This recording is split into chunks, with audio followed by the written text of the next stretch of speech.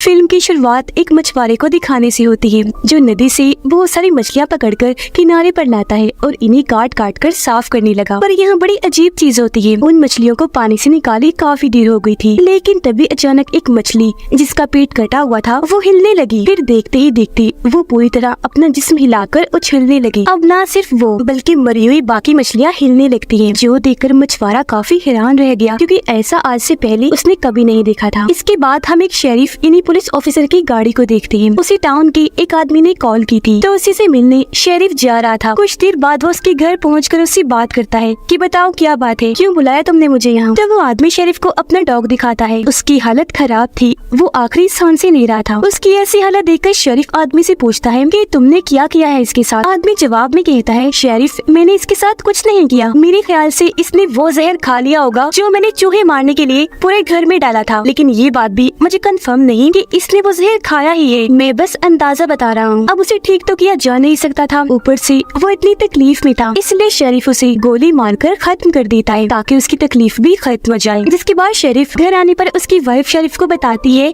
कि हमारे बेटे जोसेफ को पुलिस ने गिरफ्तार कर लिया है और साथ में तुम्हारे लाडले बेटे को भी। असल में शेरिफ का वो सगा बेटा था और उसकी वाइफ का सुतेला, जिसे वो शेरिफ का लाडला कह रही थी। अपने सुतेले बेटे को वो पसंद नहीं करती थी क्योंकि उसकी हरकतें ही अजीब थी। कहती है कि हमारे दोनों बच्चे ही पुलिस की हिरासत में हैं, तो आप जल्दी कुछ कीजिए, फौरन पुलिस स्टेशन जाइए और उन्हें छुड़वा कर ले आइए। जिस पर शेरिफ कहता है, मैं जल्दबाजी से काम नहीं लेता, अभी सब्र कर जाओ। जो कहने के बाद शेरिफ वहाँ से अपने डैड के पास जाने के लिए निकल जाता है। शेरिफ का डैड वही मछुआरा था जिसे हमने शुरुआत में देखा। शेरिफ जब वहाँ पहुँची तो डैड उसे वो मछलियाँ दिखाते हैं जो मरकर दोबारा जिंदा हो गई थी, अजीब तरह से कूद रही थी। ये चीज शेरिफ ने भी पहली बार देखी थी। वो कहता है कि आप इतना मत सोचिए इस बारे में, चलो इन मछलियों को जला देते हैं। पेट्रोल कैन निकालने के लिए वो अपनी गाड़ी के पास गया, गाड़ी की डिग्गी खोली तो हैरत, वो डॉग जिसे कुछ देर पहले ही शेरिफ ने मारा था वो दोबारा जिंदा हो गया था और उस पर हमला कर देता है। तब शेरिफ जैसे तैसे अपनी जान बचाने के लिए पीछे हटा और उसे दोबारा गोली से उड़ा देता है। इस बार गोली उसके सर पर लगी थी तो डॉग अब आखिरकार यहाँ मारा जाता है। उसके मरने के बाद शेरिफ के डैड उन मछलियों और डॉग को एक चीज में डालकर आग लगा देते हैं ताकि इन मुसीबतों का जड़ से ही खात्मा हो जाए जो मर कर दोबारा जिंदा हो रही है। जिसके बाद शेरिफ यहाँ से निकल गया। वो सबसे पहले पुलिस स्टेशन जाता है अपने बच्चों को आजाद करवाने के लिए। अब शेरिफ के बेटे जिस सेल में बंद थे वहाँ उनके साथ एक आदमी को भी रखा गया था जिसकी कल रात से बहुत बुरी हालत थी, वो उल्टियाँ किए जा रहा था। उसकी ऐसी हालत देखकर शेरिफ का बेटा कहता है कि तुम मर क्यों नहीं जाते। जिसके कुछ ही देर के बाद वो आदमी खून की बड़ी बड़ी उल्टियाँ कर देता है, जो देखकर शेरिफ के दोनों बेटे काफी घबरा गए। वो जल्दी से दरवाजे के पास आकर सेल का दरवाजा पीटने लगे और बाहर से मदद मांगने लगते हैं। उनकी आवाज सुनकर शेरिफ यानी उनके डैड और एक पुलिस ऑफिसर वहाँ जल्दी से आए और सेल का दरवाजा खोलकर अंदर आ जाते हैं। पुलिस वाला जब आदमी की ऐसी हालत देखता है तो उसे लगा कि इन दोनों ने जरूर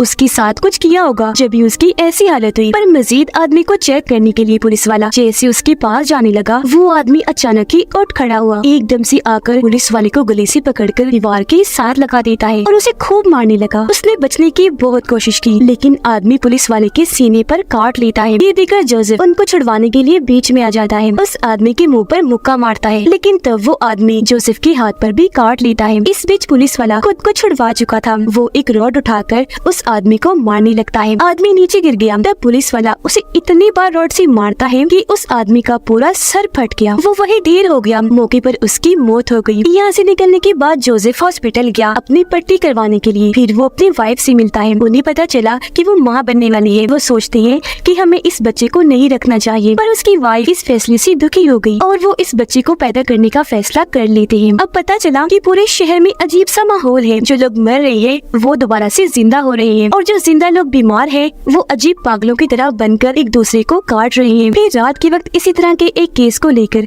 शेरिफ के पास कॉल आई जिसमें एक औरत ने अपने छोटे से बच्चे को जो भी पैदा ही हुआ था उसे काट लिया। शेरिफ को काफी हैरानी हुई, वो फौरन उस औरत के घर के लिए निकल गया। जब वहाँ पहुँचा तो वो औरत बहुत ही अजीब हरकतें कर रही थी, जिसके बाद वो शेरिफ पर भी झपट पड़ी, उसे नीचे गिराकर बुरी तरह हमला करके काट लेती है। लेकिन शेरिफ जैसे तैसे खुद को छुड़वा कर एक बड़े से रॉड से उस पर हमला कर देता है, उसे नीचे गिराकर रॉड से इतनी बार उस पर वार करता है कि उस औरत की मौत हो जाती है। इसके बाद हमें 6 महीने की बात का वक्त दिखाया जाता है जहाँ ये वजह सामने आई कि ऐसा क्यों हो रहा था। दरअसल पूरी दुनिया में ज़ॉम्बी वायरस फैल गया था, काटने की वजह से दूसरा इंसान भी इस वायरस का शिकार होता और ऐसे ही वायरस फैलता था। अब 6 महीने गुजर गए थे तो पूरी दुनिया का इस वायरस की वजह से बहुत बुरा हाल था, तबाही मची हुई थी। तो इस माहौल में वो लोग जो इस वायरस से बचे हुए थे उन्होंने अपने रहने के लिए एक अलग जगह बना ली थी। खुद को पूरी दुनिया से अलग करके उन्होंने अपना एक एरिया बनाया जिसके चारों तरफ एक दीवार खड़ी कर दी ताकि बाहर से कोई ज़ॉम्बी उनके इलाके में ना आ जाए। अंदर रहकर वो हर रोज इन ज़ॉम्बीज़ को मारने के नए नए तरीके भी ढूंढ रही थी। अब यहाँ पता चला कि जोसेफ और उसके डैड शेरिफ जो ब्राउन थे उनके अंदर ज़ॉम्बी वायरस से लड़ने की ताकत है, क्योंकि उनके खून में खास किस्म की खूबी थी जिस वजह से वो हर बार ही ज़ॉम्बीज़ के काटने के बाद भी बच जाया करती थी, क्योंकि उनके जख्म बहुत जल्दी भर जाते और वायरस जिसमें भी नहीं फैलता था। ये खूबी तकरीबन सभी ब्राउन लोगों में थी लेकिन व्हाइट लोगों में नहीं थी। यही वजह है कि हर बार ज़ॉम्बीज़ के काटने की वजह से वो वायरस से लड़ नहीं पाते और ज़ॉम्बीज़ बन जाते हैं। अब शेरिफ का दूसरा बेटा यानी जोसेफ का सुतीला भाई व्हाइट था, लेकिन वो खुद व्हाइट लोगों के खिलाफ था और किसी भी व्हाइट इंसान जो बाहर जिंदा है अंदर आने नहीं देता था, क्योंकि उसका मानना था कि अगर यहाँ कोई इस वायरस का शिकार हुआ तो अंदर के सभी व्हाइट लोग भी इस वायरस की लपेट में आ जाएंगे। अब आज भी एक लड़की जो जिंदा बची हुई थी उसे इस एरिया में लाया जाता है, पर उसे तो एक ज़ॉम्बी ने काटा हुआ था, पर वो ये बात किसी को नहीं बताती बल्कि चुपचाप यहाँ रहने लगती है। जोसेफ और उसकी वाइफ काफी परेशान लग रहे थे क्योंकि वो इस बारे में बात कर रही थी कि हमारा बच्चा जो अभी उसकी वाइफ के पेट में है पता नहीं वो इस वायरस से बचा हुआ है या नहीं, क्योंकि उसकी वाइफ डरी हुई थी। वजह ये थी कि वो खुद व्हाइट है और उसने कई सारे ऐसे केसेस देखे थे जिनमें बच्चा माँ के पेट में इस वायरस का शिकार हो गया और अंदर ही अंदर उसने अपनी माँ को खाना शुरू कर दिया, जिस पर जोसेफ उसे तसल्ली देता है कि तुम इस बारे में इतना मत सोचो।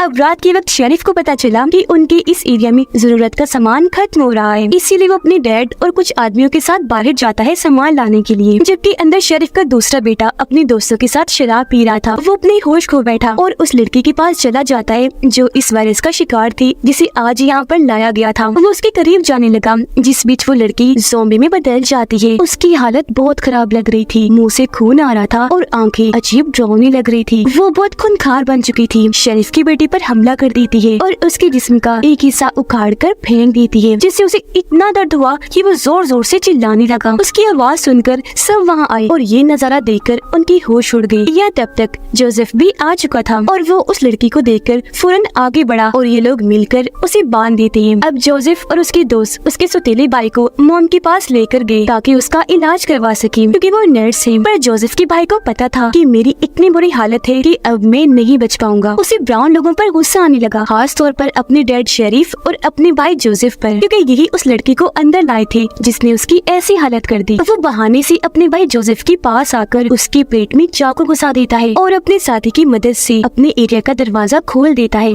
सारे ज़ॉम्बीज़ फौरन भागकर अंदर आ जाते हैं। अब थोड़ी देर बाद शेरिफ अपने एरिया की ऐसी हालत देखकर वो दंग रह गया। रेडियो के जरिए अपनी वाइफ से बात करता है तो वो बताती है कि यहाँ बहुत सारे ज़ॉम्बीज़ घुस आए हैं और हमारे ज्यादातर लोगों को उन्होंने मार दिया है। तकरीबन यहाँ बस 7-8 लोग ही बचे हैं जो एक कमरे में फंसे हुए हैं। तब शेरिफ अपने एक साथी को कहता है कि तुम ऐसा करो, गाड़ी में बैठकर आवाज करके यहाँ से जाओ। गाड़ी की आवाज सुनकर ज़ॉम्बीज़ गाड़ी के पीछे आएंगे और ऐसे हम उनका ध्यान भटका देंगे, लोगों को बचा लेंगे। उस आदमी ने ऐसे ही किया। गाड़ी लेकर जब वो गया तो बहुत सारे ज़ॉम्बीज़ उसके पीछे पड़ गई, जिस बीच मौका पाकर शेरिफ और उसके डैड अंदर गए और बचे हुए लोगों को एक एक करके बचा लेते हैं वहाँ से बाहर निकाल कर। लेकिन जब शेरिफ जोसेफ की वाइफ को बचा रहे थे तो आखिर में खुद पीछे ही रह गई। तब ज़ॉम्बीज़ उन पर एक साथ झपट कर नीचे फेंक देते हैं और पूरी तरह हमला करके नोच नोच कर खाने लगते हैं। पूरी तरह शेरिफ की चीर फाड़ कर दी थी, जिससे वहीं पर उसकी दर्दनाक मौत हो जाती है। अब बचे हुए बाकी लोग बाहर आए और गाड़ी में बैठकर वहाँ से भाग जाते हैं, लेकिन वो सारे शेरिफ की मौत की वजह से बहुत दुखी थे।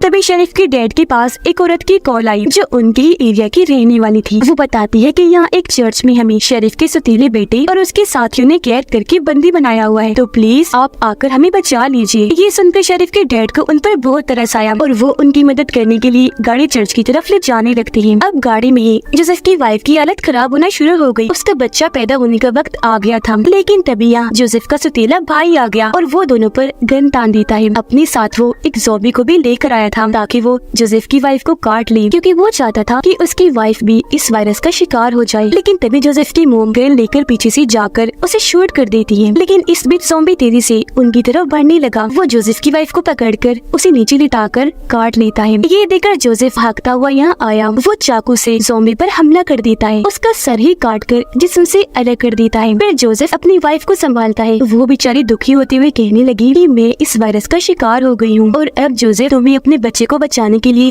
जल्दी कुछ करना होगा। अब इस वजह से जोसेफ गुस्से से पागल हो गया। वो अपने सौतेले भाई से इस चीज का बदला लेना चाहता था। सबसे पहले वो उसे चाकू मारता है और फिर उसे जिंदा ही ज़ॉम्बीज़ के इलाके में छोड़ आता है ताकि ज़ॉम्बीज़ इसका भी बुरा हाल कर दे। जोसेफ जैसे वहाँ से गया, सारे ज़ॉम्बीज़ एक साथ वहाँ आकर उसके सौतेले भाई पर चीर फाड़ करके बुरी तरह काट कर खाने लगे। तब तक जोसेफ वहाँ से भागकर अपनी फैमिली के पास आ चुका था। उन सबको लेकर वो नदी किनारे आ जाता है ताकि कश्ती में बैठकर वो यहाँ से निकलकर दूसरी साइड पर चले जाएं। लेकिन उनका पीछा करते करते बहुत सारे ज़ॉम्बीज़ यहाँ भी आ गए थे। इसलिए जोसेफ के दादा यानी शरीफ के डैड फैसला करते हैं कि वो यहाँ रुककर ज़ॉम्बीज़ का सामना करेंगे और तब तक जोसेफ अपनी मोम और वाइफ को लेकर यहाँ से भाग जाएगा। अब जोसेफ अपने दादाजी को ऐसे अकेले छोड़ना तो नहीं चाहता था, लेकिन उसे मुश्किल फैसला करना पड़ा। वो अपने दादाजी को आखिरी अलविदा कहकर वहाँ से कश्ती में बैठा और ये लोग वहाँ से आगे निकल गए। नदी के बिल्कुल बीचों बीच सुनसान जगह पर एक कश्ती रोकती है ताकि उसकी वाइफ अपने बच्चे को पैदा कर सके, क्योंकि ये सुनसान जगह है। वो चाहे जितना मर्जी चिल्ला ले, ज़ॉम्बीज़ के यहाँ आने का खतरा नहीं है। जिसकी थोड़ी देर बाद हम देखते हैं कि उसका बच्चा पैदा हो गया जो बिल्कुल ठीक सेहतमंद था। कोई भी खतरे वाली बात नहीं थी। जोसेफ अपने बच्चे को अपनी वाइफ को पकड़ाते हुए कहता है, लो अपनी बच्ची, हमारी बेटी पैदा हुई है। और ये लोग कोई महफूज जगह पर जाने के लिए आगे बढ़ रही थी। इस फिल्म की कहानी यहीं पर खत्म हो जाती है।